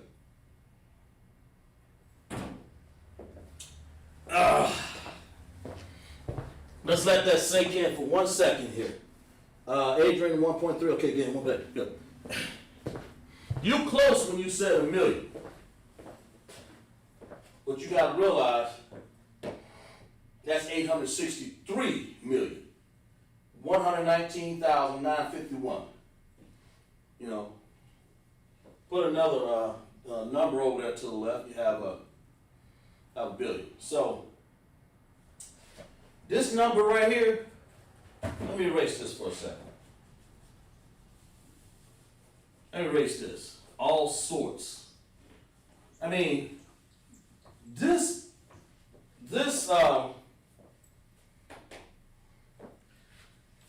let me see, what's this accounting name? Here's an accountant right here. I'm pretty sure he probably ran out of decimal places. Even those, verse 8, even those that King Cyrus, king of Persia, bring forth the hand of Mithridath, the treasurer. This treasurer right probably gave up because he just gave me a number right here. He said 5,000.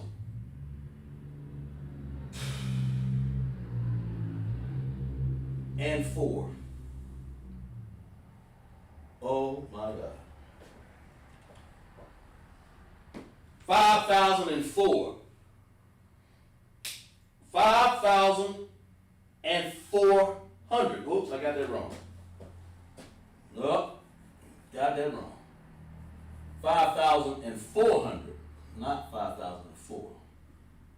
Those some more vessels. Some more vessels, some more 5,400 of these kalays. Word for vessel is kala.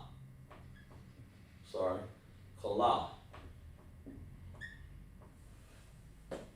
That's the word for vessels. That's 5,400 kala. That's a lot. If you were to even say, this is just 30, if you just say these things are basins, they're bowls, because a basin ain't nothing but just a bunch of bowls put together, you know, gallons, different quantities. Baralaba. Okay, Baralaba. Let's put you down in class right here. Glad you can join us a little late, sister, but better late than never. Baralaba.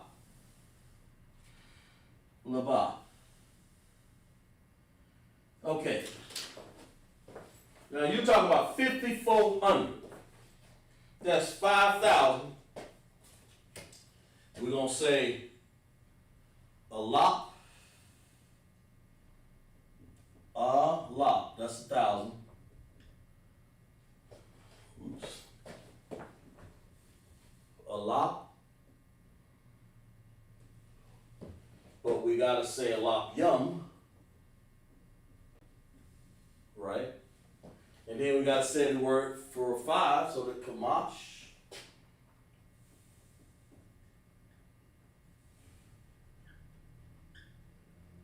Kamashalapian, that's 5,000. Then we got to say 400. So we got to get over here and say, oh Lord. We got to get over here and say Arba. For 4. Well, we got to put Arba over here. Ba. And then we got to use the word for 100. We got to use Ma'a. Ma'a. Yum. That's how you would say that word. Alapium Kamash Mayam Arbai. Or Arbai Ma'ayam Kamash Alapium. So we got 5,400. More vessels. If I were to multiply that just using basins, I'm afraid to even put the number in here, but I'm going to do it anyway. Let's give you an idea of what Israel had, because it could be more or less. You know, I reserve the right. I wasn't accounting back there, trying to account for all this stuff. You know, thank God. Let's just see what this number would be. It's going to be probably in scientific notation here because it's so big. Yep, it's in scientific notation. So that's 4.66 times to the 12th power. Oh my God, I can't. That's astounding, and that's just all the vessels, this man gave, he did basically what he's saying. Out of the 30 charges, the 1929 knives, and the 30 charges, there are 5,400 vessels that, man, I ain't got time to sit up here and count, King. I'm just going to type them in and just say, that's 5,400. Oh, let's read it. 4.8 times 10 to the 12th. I mean, you know, it's a number, it's a big number. Scientific notation, that's back when we were using scientific notation. Let's read it again.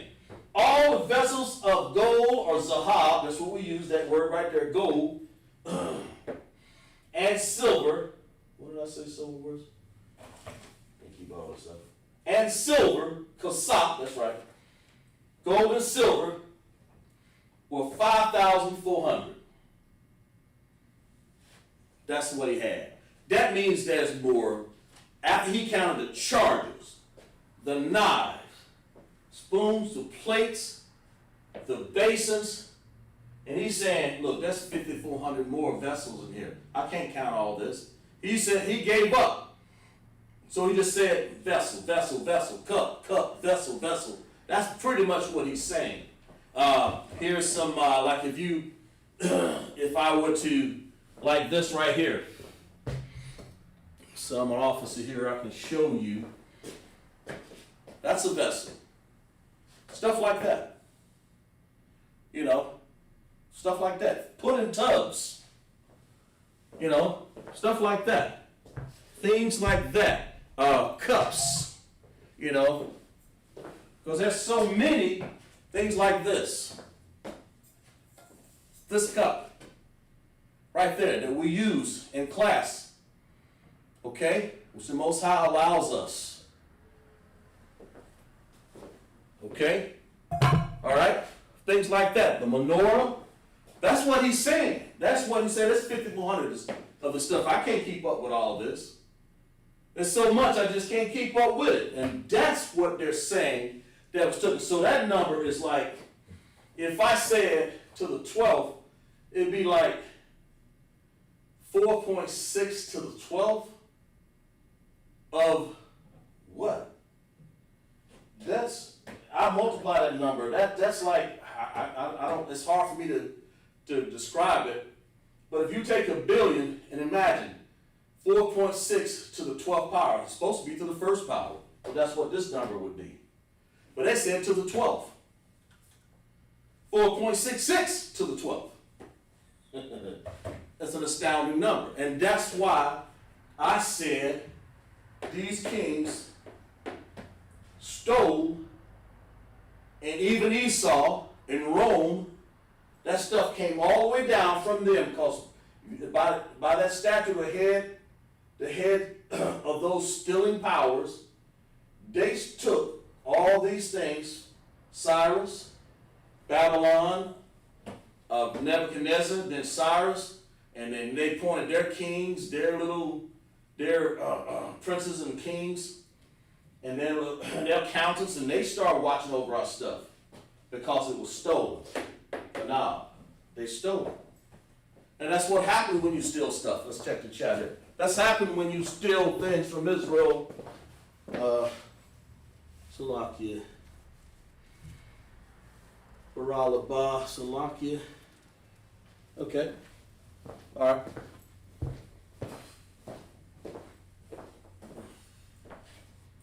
What are you saying, Bara? I don't know. But anyway, 5,400. Those are just vessels. Well, I ain't gonna. Those are just vessels. I'm gonna write that where I just did right here. 5,400 Kalab, I'm sorry. Those vessels. Those are more vessels, which the man couldn't even account for. That accountant couldn't account for. Let's read it. Let's read it back again. Let's see what he's saying. Let's see. We got some time here.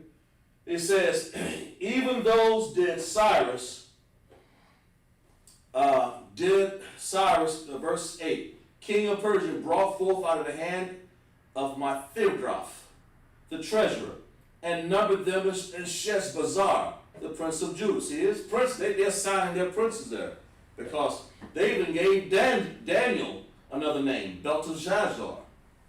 Okay, So poor Daniel, he's sitting up here in Persia, in Babylon. I'm pretty sure he got shipped over there too.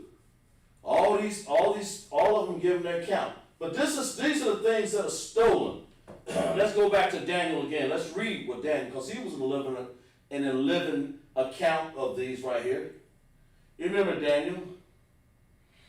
Back in Shadrach, Meshach, and Abednego. He was back there. He witnessed it. Jeremiah, Ezra, going back home to rebuild their land in Jerusalem, and because they let them. But you know, how are they letting them when they still in charge? What's that? You know, they took the stolen things. So how are they letting them do anything? So anyway, that's how I see it. Let's go back and let's go to Daniel 5:3. See what Daniel said about it again. We read this before. We'll read it again. Daniel 5:3. Okay. Then they brought the golden vessels that were taken, or I would say, when they say taken, they're saying, they're admitting they were stolen out of the temple of the house of Yahweh, which was at Jerusalem. Y'all forgetting Jerusalem. Just in case you forget, these vessels came from Jerusalem. They stole it. This is our property. Said they brought them out of there, okay?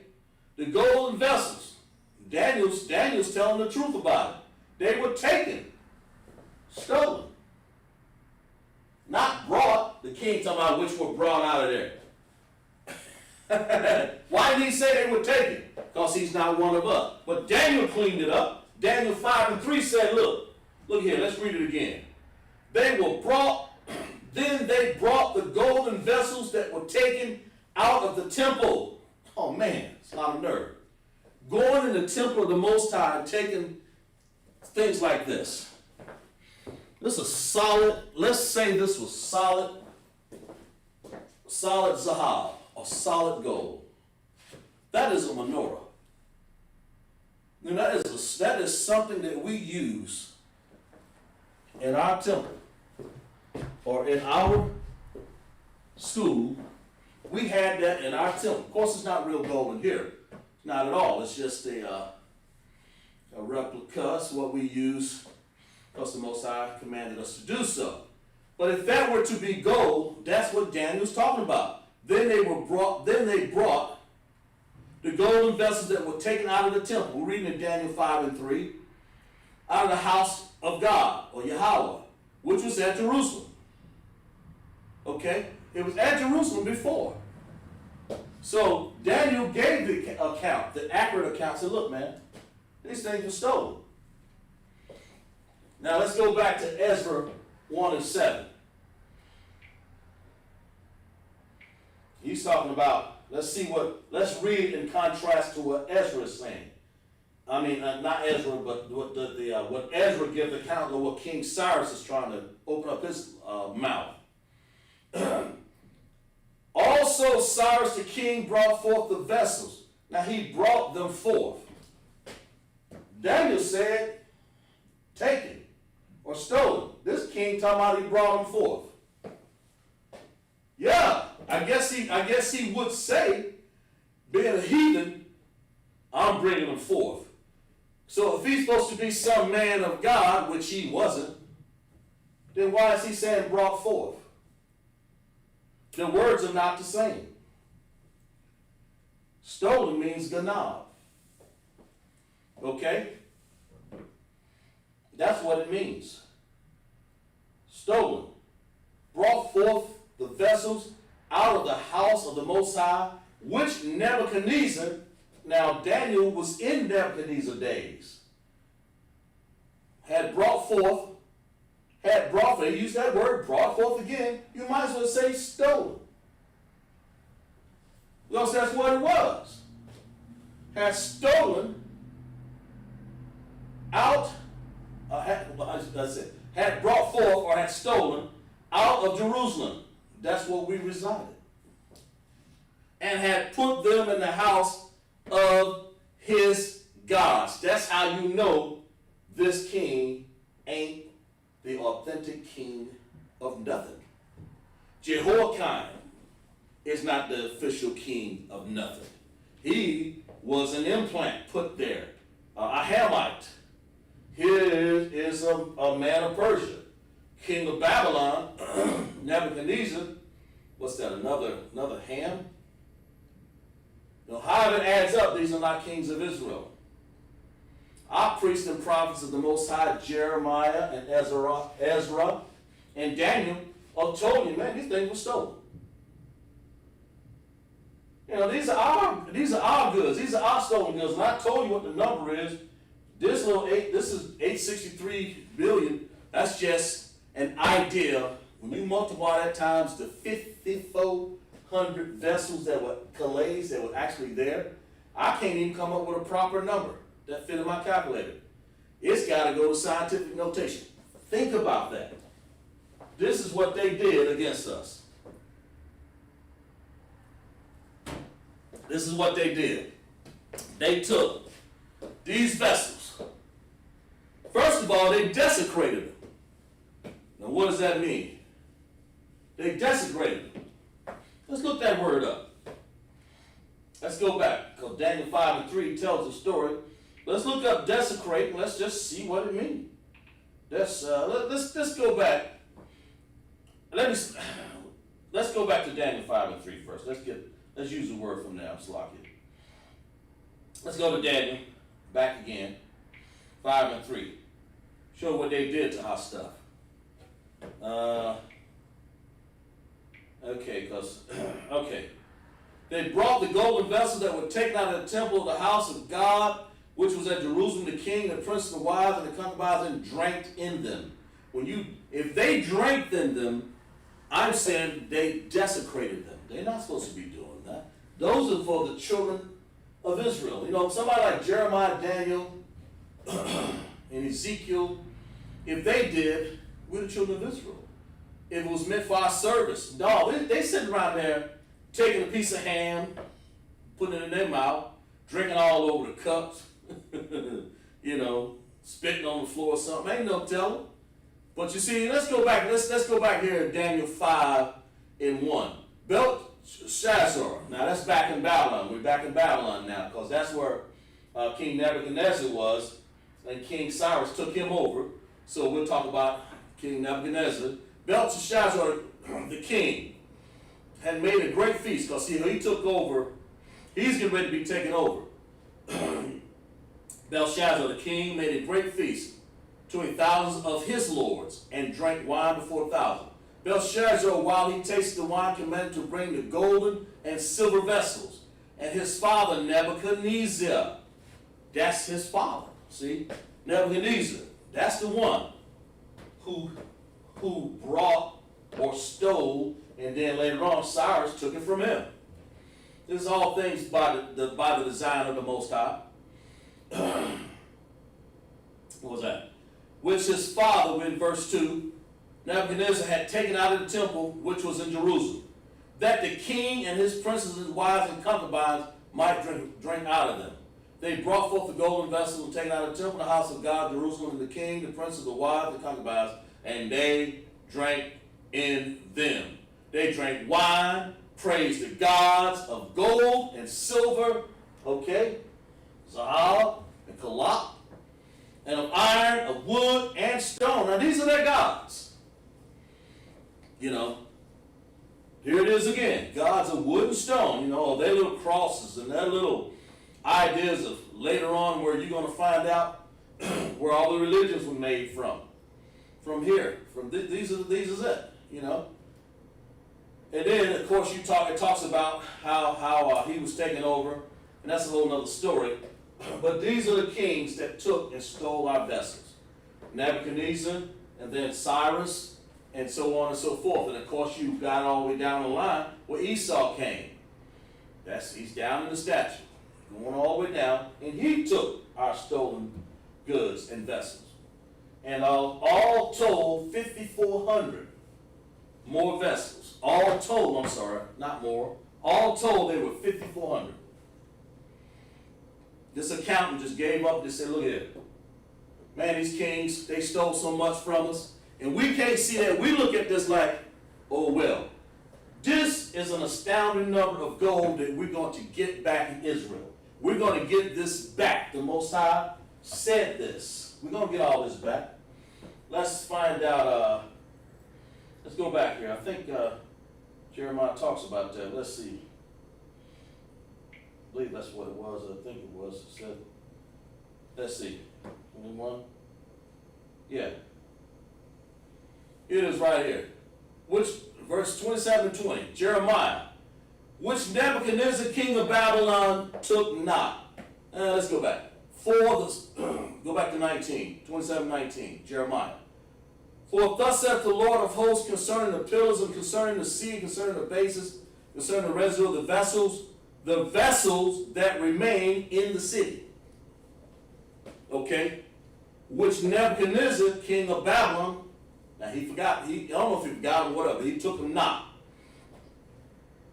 When he carried away captive Jeconiah, son of Jeconiah, carried away these, Nebuchadnezzar, then took away all the people that was in there desecrating it before, and the Hamites that were in there trying to be princes and kings in Babylon and Jerusalem and nobles, you know.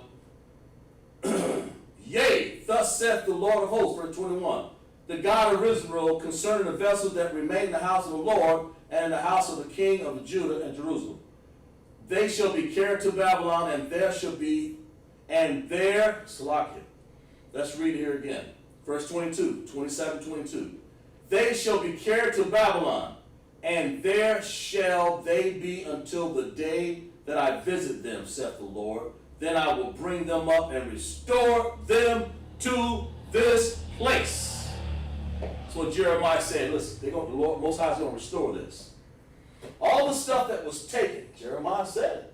All the stuff that was taken out of here, the Most High is going to restore that. Let's give the Most High a hand. He's telling Jeremiah the prophet, let's read it again. He's telling Jeremiah the prophet, he said, look here, they shall be carried to Babylon. Yeah, they carried to Babylon. That's right. And there shall they be until the day that I visit them. Saith who? Saith the Lord. Saith the Most High. Okay? Then will I bring them up and restore them to this place. See, the Most High, he has a plan. All these vessels that he took, all the vessels that they took back, as the Most High is going to restore all this back to Israel. That's why I said, that's right, give him a hand. Give the Most High. That's what is this? Yahweh Shem, Yahweh Shai, Barakatham. Yahweh Shem, Yahweh Shem, Yahweh Shai, the sisters.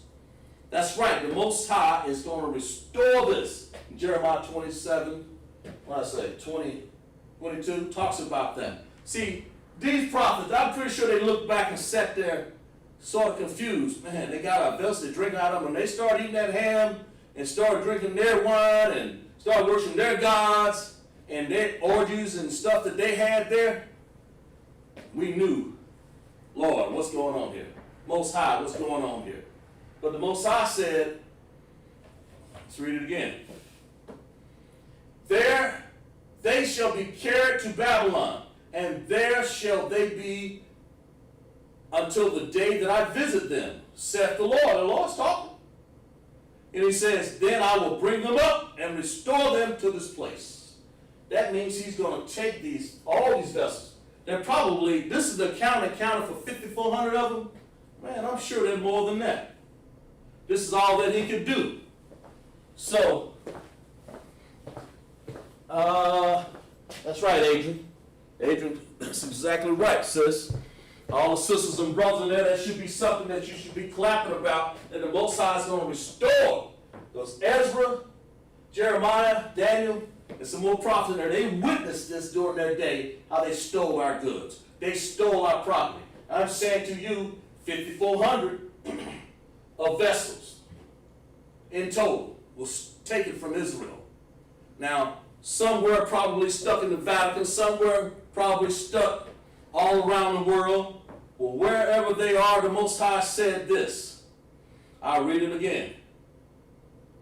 They said, they shall be carried to Babylon. That is correct, they were. And there they shall be until the day that I visit them, saith the Lord. Then will I bring them up and restore them to this place.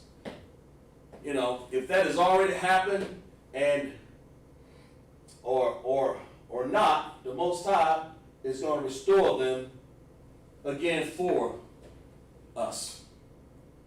See, we will have much gold, much zahab, okay? We'll have many kalas, okay? We're going to have much kasab, much silver. We're going to have much, many, okay? No longer will the stolen vessels, ganab, stolen, not brought, stolen, no longer will they be taken from us, from all the accounts, from the, I count billions, and I can't go no further. I count billions of dollars. Let's see if I have written in the chat right here. Yeah, I count. Yeah, okay, got it. I count billions of dollars that was taken from us. The number that I can't put my hand on, you know, it's a lot that was taken from Israel. Okay? And let's read this. And of course we would take it. Let's read Exodus 21 and 16 again. Let's not forget us.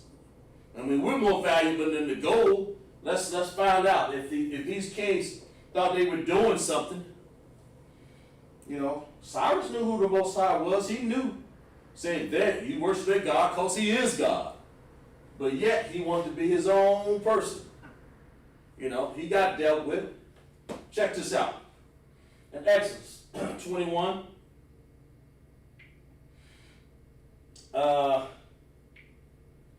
Exodus 21, 16. And he that stealeth a man and selleth him, or if he be found in his hand, he shall surely be put to death.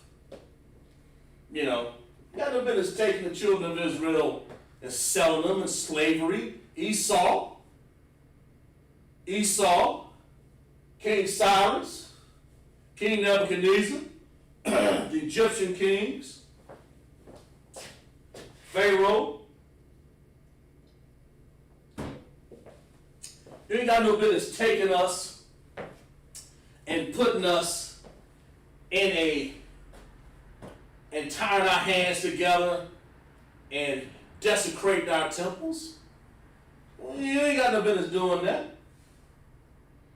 You know, I said I was going to look that word up. Let's see. Let's see what that definition is. The meaning here. To desecrate. To treat a sacred place or thing with violence or disrespect. And you can't be no more disrespect than what they did in Daniel 5 and 3, what they did on our ships. Well, sticking with the story of the stolen goods, of the material things here, other than our bodies, of course.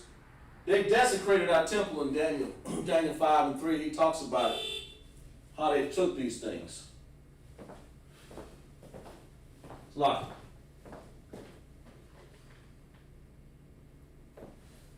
okay. It's like this, sir. How they desecrated. Let's read that. They desecrated them, you know. They just took. And they drank out of it. They used the menorah. They probably melted some things down. There's no telling. But this is what the children of Israel has gone through. And these are the things that were taken from us. Okay? And I hope you guys had a Tawab class today, tonight. I hope you guys understood some LASHAWAN QADASAH. You know, the word Zahab. The word Kala is vessel. How to say 5,000. Kamash, Alapyam, Ma'ayam, Arabai, Ma'ayam. That's 400 and 5,000. Kamash, Alapyam. And of course you use yam when you want to make it plural. That's what allows a lot to be plural. That's what makes it 5,000. And ma'ah, which is 100. That's what makes you got 400. So you say rabbi, 4, ma'ayam, which is 100. It's plural. And we try to teach a little bit of everything in LASHAWAN Kodash. So, you know, if you guys have some specific things that you want to talk about in class, you know, let me know. Type them in class. Whether it be in class, hit up my inbox, say, Kazak, officer, let's teach some of these things. But this is what I want to show you guys tonight, how things, here's a key word. Instead of saying brought, they brought them out like in other words, you know, we brought them out. Hey man, they ain't bringing nothing out. They stole. All they did, let's put it in proper perspective. They stole it. Because that's what Daniel say. That's what Jeremiah say. You know, and that's what Ezra say. They stole these things. You know, they didn't bring nothing out. Like it's theirs. Like, okay, we bring out. Those are spoils of war. They knocked us over the head, tied us up in chain fetters, and that's what Esau did. He took us, put us on those slave ships, need not to give Deuteronomy 28:68, and said, look, get on this ship. Okay? They stole us. They ganap. Took us. Okay? You might as well just say, they looked at us like we were gold and silver. Okay? Hope you enjoyed the class tonight. And we're going to read the announcements. Okay?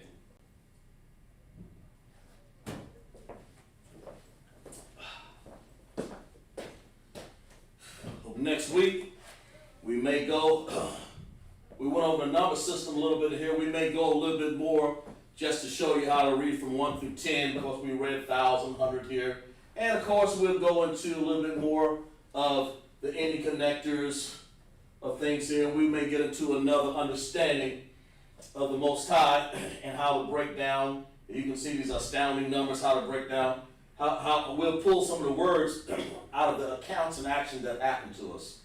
And that's what this is really doing here. So break down so you can learn words. Here's your word, Zahav for gold, like I said. And of course, that is Assyrian, the language of our captivity. Why? Because in Babylon, King Nebuchadnezzar, you know, that's what they used. They came up with these Assyrian numbers. And Assyria, the King Cyrus and the Persians, you know, they used this. And then by the time they got it down to the fake Hebrews, which we talked about a little earlier in class, they putting dots and symbols all over stuff to further confuse things. Israel, you pay attention to understanding what they did, but understanding the original tongue is LASHAWAN Kodash. Okay? So let's read it. Security announcements. We are the ISUPK, started out 1 West 125th Street, Harlem, New York. The rule for the new brother and sister. When a brother or sister comes to the school, they are off limit for 6 months. They are to be saluted only. They are here to shed themselves of the world. If they need transportation, the teacher will arrange it. And after the 6 months, if a brother or sister has an interest in a particular person, he or she must get permission from the head to speak to a brother or sister. There's another 6 months in which the brother and sister will court each other. After a 6-month period, the brother and the sister will get permission to marry. I mean, if that's what they want to do, that's the whole idea of the ISUPK, to breed men, to breed women, good soldiers, good women, okay, and ISUPK, okay. You get permission from the head to marry. Tithes, which is a commandment. Numbers 18:21, Malachi 3:8 and 10 means tenth in the Hebrew, ma'asharah. 10% of every penny increase the Lord gives you. Give to the treasury department or teacher. Free will offer for the priest. It's not mandatory. Whatsoever amount you would like upcoming holy convocations. I'm sorry, it's lucky. We have one coming up here. Of course, we have the Passover a little later on here, but we got one coming up called Purim. Where's that at here? Sabbath. Yeah, Purim. Yeah, Purim. Purim, the 14th day of the 15th day of the 12th month, Thursday, February 25th. That's in February. Friday, February 26th, 21st, Esther 9, 20, and 31. Of course, we have the Passover coming up. It will be the 14th day of the first month, Thursday, April 9th, 2020. Is that right? No, that's not right.